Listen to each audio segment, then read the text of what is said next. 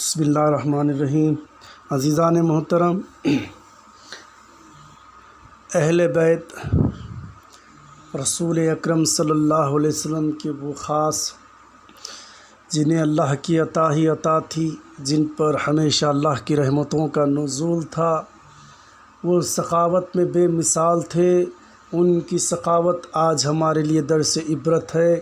آئیے ان کے اس موقع پر میں حضرت سیدہ بی بی فاطمہ رضی اللہ عنہا کی سخاوت کا ذکر کرتا ہوا چلوں۔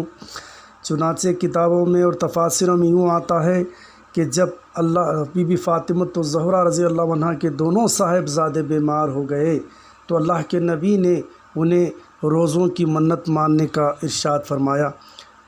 چنانچہ حیدر کرار رضی اللہ تعالیٰ عنہ اور جناب فاطمہ الزہرا رضی اللہ عنہا 3 روزے رکھنے کی منت مانگ لی۔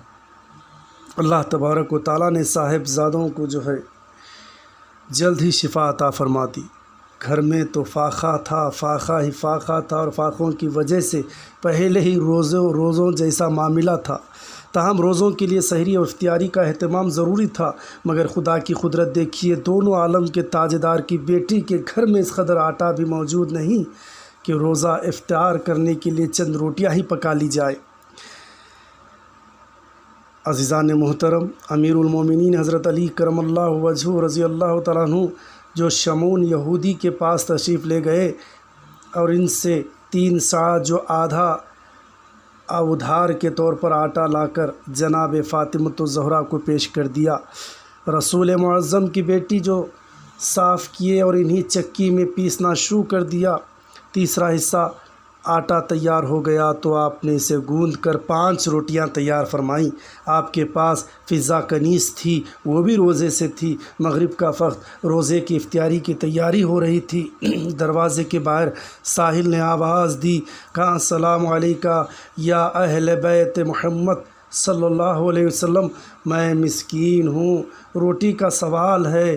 اہل بیت رسول اکرم صلی اللہ علیہ وسلم کے جو اہل بیت تھے ان سے سوال کیا گیا تھا، وہ کیسے انکار کرتے، وہ کیسے رد کرتے۔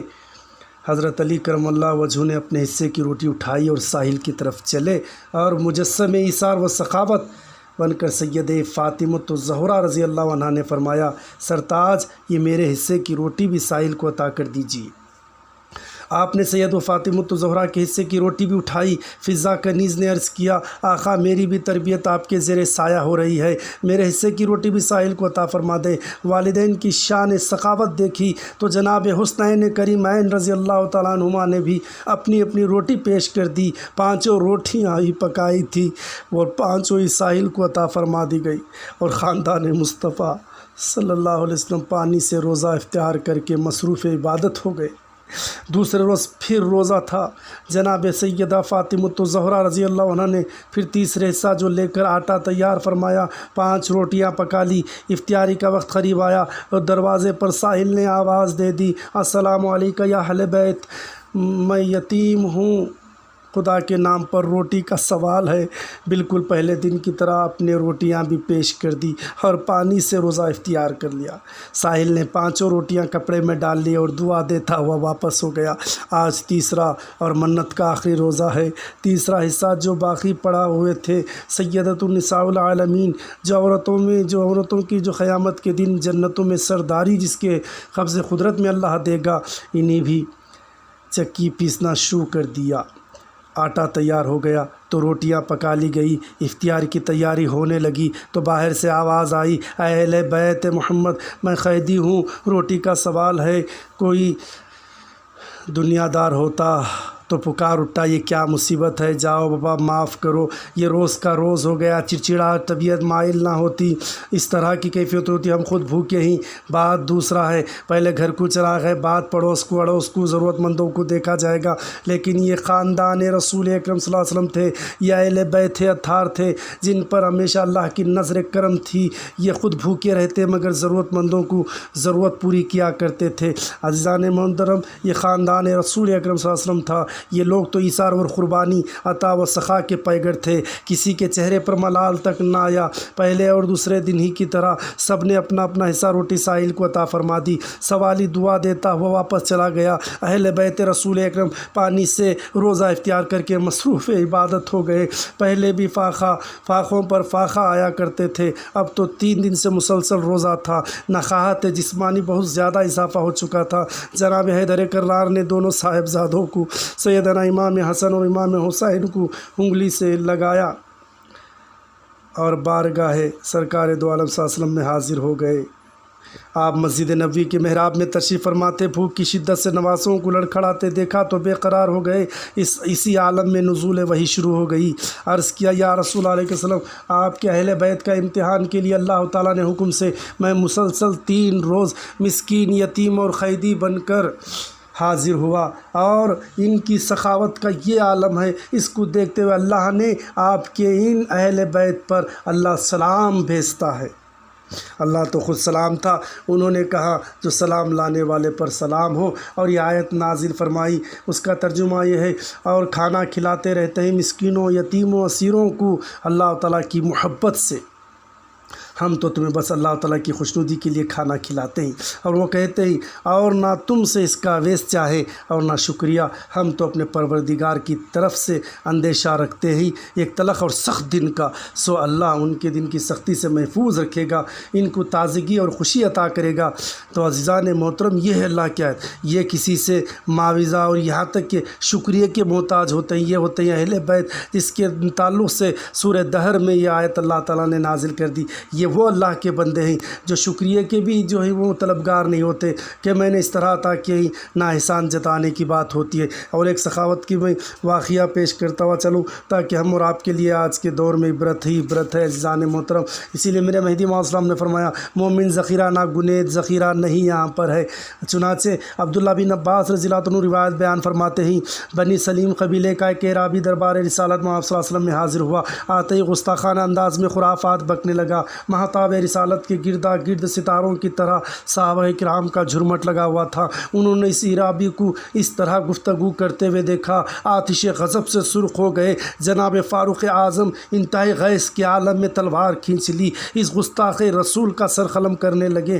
سرکار دو عالم صلی اللہ علیہ وسلم سرکار دو علیہ وسلم نے دیکھا تو ایسا کرنے سے آپ نے منع فرما دیا۔ آپ نے سیدنا فاروق اعظم رضی اللہ تعالیٰ عنہ کو فرمایا، عمر اسے چھوڑ دو، یہ ناسمجھ ہے۔ رحمت دو عالم کا اس نے اخلاق دیکھیے۔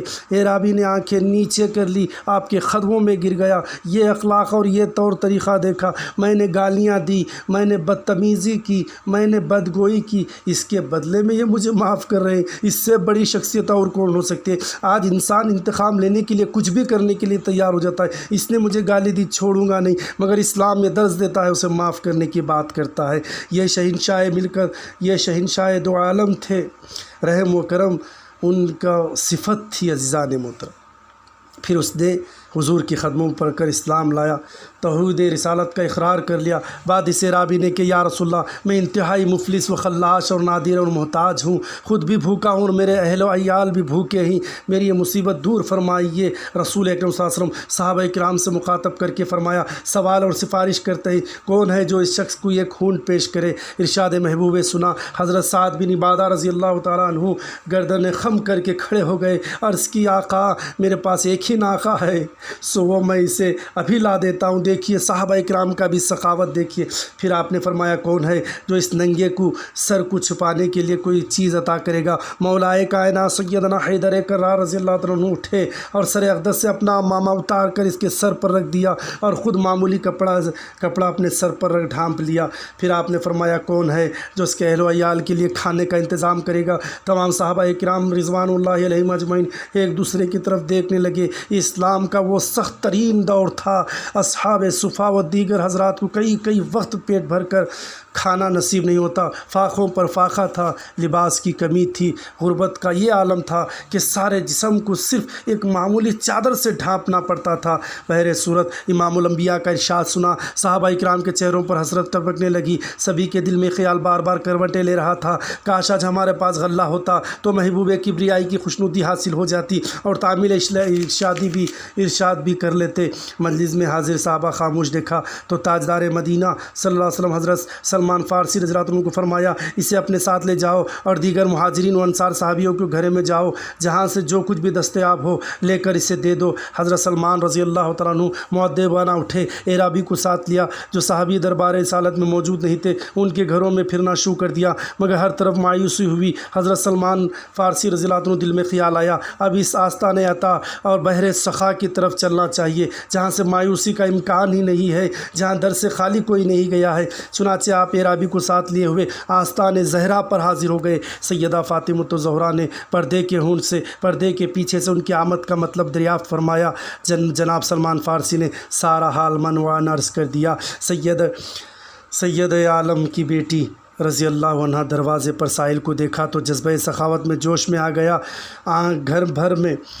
گھر بھر میں اچھی طرح نظر دوڑائی مگر وہاں اللہ کے نام کے سوا کوئی چیز نظر نہیں آئی، بس صرف ایک اپنی ہی چادر مقدس تھی، بار بار نظر اٹھتی تھی اور اس ردائے پاک پر آپ ٹہرتی تھی۔ بظاہر کسی کو چادر ادا کر دینا بڑی معمولی سی بات معلوم ہوتی ہے، مگر جب گھر میں صرف ایک ہی چادر ہو اور وہ بھی اس پردہ نشی کی چادر جس سے رخ انور کی طرف فرشتے بھی نظر نہ اٹھاتے ہو، جو کئی دن بھوکی تو رہ سکتی ہو مگر پردے کی طرف سے ایک لمحہ بھی کوتاہی نہ فرماتی ہو، تو اس کا ساحل کو اپنی چادر عطا فرما دینا بہت بڑی بات ہے۔ بہرحال آپ نے اللہ کا نام لے کر ردائے مقدسہ اٹھائی اور جناب سلمان فارسی رضی اللہ عنہ کو عطا فرمایا اور کہا اے اسے شمعون یہودی کے پاس لے جائیں اور اسے کہنا یہ بنت رسول کی چادر ہے، اسے خرید لو، اس کی قیمت کا جس قدر غلہ آتا ہے اس اعرابی کو دے دو۔ جناب سلمان فارسی رضی اللہ عنہ اس چادر کو لے کر چوم کر آنکھوں سے لگایا اور شمعون یہودی کے پاس آ گئے، اسے چادر دے کر فرمایا یہ خرید لو، اس کے عوض میں جتنا غلہ بنتا ہے اس ساحل کو دے دو۔ شمعون نے پوچھا آپ سے یہ چادر کہاں سے لائے ہو؟ حضرت سلمان فارسی رضی اللہ عنہ اس کے جواب میں اعرابی کی آمد، حضرت فاطمہ الزہرا کی چادر عطا فرمانے کا پورا واقعہ سنا دیا۔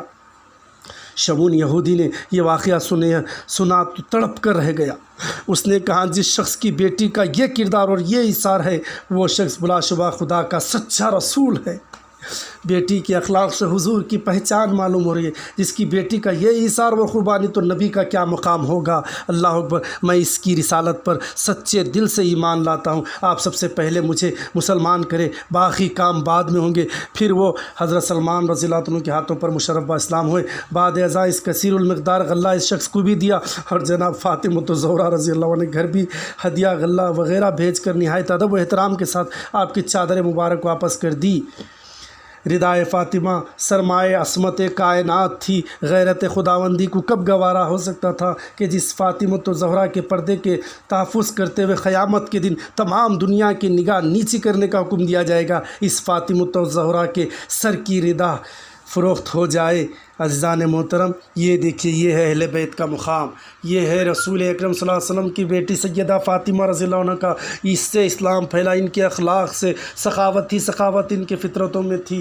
یہ کسی ساحل کو گھر سے بھوکا اور پیاسا نہیں بھیجا کرتے تھے۔ بس اللہ تعالیٰ سے یہی دعا ہے ہم بھی ساحل اور محتاج ہیں، اے فاطمہ الزہرا رضی اللہ عنہ ہماری بھی فریاد کو سنیے، سب بیمار بوفلے سے ان کی مشکلوں کو حل کیجیے، ان کے لیے دعا فرمائیے، جو وطن سے دور ہیں جو ہیں ان کی بھی حفاظت کی دعا فرمائیے تاکہ وہ محفوظ رکھے۔ اللہ تعالیٰ ہر طرح سے ان کی حفاظت فرمائے، جان اور مال اور عزت آبرو ہر طریقے سے حفاظت فرمائے، اور جو بھوکے اور پیاسے ہیں آپ کے صدقے سے، اللہ اہل بیت کے صدقے سے انہیں رزق عطا فرمائے۔ وآخرۃ الحمدللہ رب العالمین۔